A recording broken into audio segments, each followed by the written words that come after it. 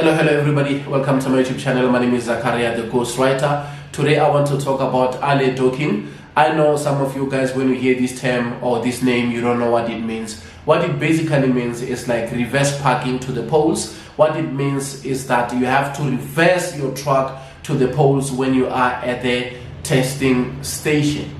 It means ugrivesela emapalini khorivisetsa kodipaleng. I have to say it because sometimes we fail things not because of we don't know how to do things. We fail things because of we don't know what that means, because of explanation. Now, you need to know one thing.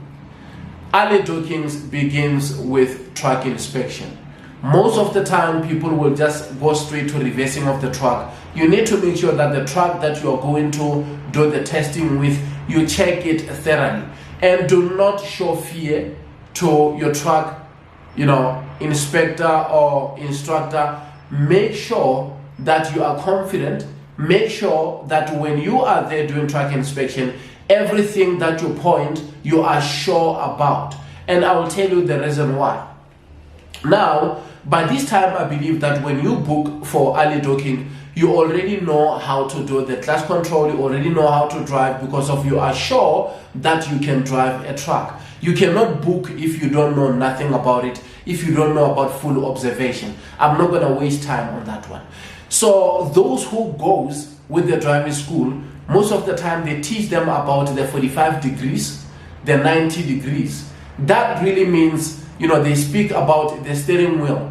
If you turn the steering wheel up to here, it's 45. If you turn it up to here, it's 90 degrees. You will hear about terms like locking the steering wheel. You need to lock the steering wheel. And they will give you, tricks. Some will tell you that when you are reversing, check your left mirror. And if you see the first pole, lock your truck. You lock your truck to the right. And when you lock your truck, you have to reverse it. And once you see that it's going right into the poles, you have to come and turn it 3 times so that it can go straight in that. That trick, it works, but it's just a trick. The 45 degrees and 90 degrees locking of the steering wheel, it works, but it is just a trick. When you go to the real life, you will find guys like us in the traffic whereby you have to do whatever you want to do, and we are going to hoot and say, let's go now, sister, what is the problem now? And you will start to panic, and that's it. It's going to be game over. It's going to be like somebody came and put the head to the sun and it's dark everywhere. You don't see anything because of they only taught you certain tricks. They didn't spend time to teach you how to drive, because in most cases they're in business. They don't want fail under their driving school. But we will talk about it. But there is a way of doing it the right way, in a way that even if when you go to the normal places whereby you're going to reverse to my apartment or you're going to reverse anywhere, you are going to know what to do so that you can avoid smashing people's cars or walls or stuff whereby you have to go and repair things with money that you don't have. You just bought the car and you have to go and repair some other people's car or walls and everything. It's a story. But what I can tell you is that when you reverse, if you practiced enough, and you know your truck, and you can make a decision and you stick by your decision. When you are reversing, you're checking both your mirrors. You are observing. You're checking even the rear view mirror. You can tell that if I can turn my truck right now, it will go straight to the pole. It will go exactly where I want it. Because remember, you are a driver.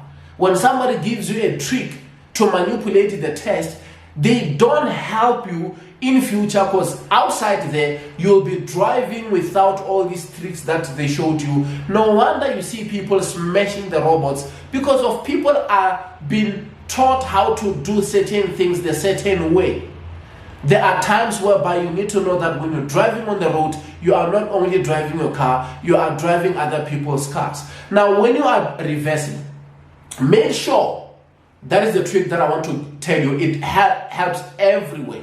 Make sure that the pole on your right hand side, this pole on your right hand side, when you're reversing the truck, it's coming in. Make sure that your truck, the edge of your truck there at the back, it is not too far from this pole. Because of if it's too far from this pole, that means the corner of your truck at the back on the other side is going to smash the pole. And you are going to fail because they give you only 2 chances. And now, if you put it as close as you can to this side, to your side, but you are carefully checking the other mirror if you still have enough space on the other side. Because if you put it nicely to this side and you make sure that the gap it is not too big on your side, automatically your truck will go into those poles without giving you any problem. Then once you see that this side is in, because of you don't want your mirror to come and knock the pole on your side, now you start turning your steering wheel, whereby you have to put your truck straight in there so that it can fit in. The truck, once you communicate with the truck, is not going to give you a problem. And remember, when you are reversing, you are not using accelerator. You are only using a clutch, because the truck, once it's on reverse gear, the handbrake is down, and you remove your foot on the clutch pedal, automatically it starts moving backwards. Slowly, do not rush. I see most people, they are rushing, thinking that I can stop, I can do this and that. And remember, you can't stop your truck and you go forward. Sometimes other inspectors, they will allow you to stop the car there so that you can continue with your reverse or whatever. Make sure that you do it one time, and once you get to, you are in there, once you see 4 poles in front of you, now is the time for you to stop your car. You press the full clutch pedal, you press full brake, you pull the handbrake, then you put your truck on neutral, then you leave everything. Then you listen to the instructor or the inspector will tell you that now we are going forward, the same way you came in, you are driving forward, and you have to drive the same way. Do not knock any pole, and you will stop right there to that lane. Make sure that your front tires are exactly on top of that white line, this and that, because that guy will be helping you. All you need to do is to make sure that your driving is perfect, it's okay, because you don't want to give him any chances of doubting your driving. You are there, remember, to convince that man, because normally I see guys, I don't see women. You are there to convince that man or that woman that, look, I deserve to have a driver's license. I'm a good driver, I know how to drive. I see a lot of people, even if when it comes to the gear changing, people do not balance their feet. They don't balance the clutch pedal and the accelerator. You see the truck, jumping. That is a wrong move. Do not do that. Work on your feet so that you can balance, your feet properly, whereby even if the changing of gears, they just maneuver, smooth.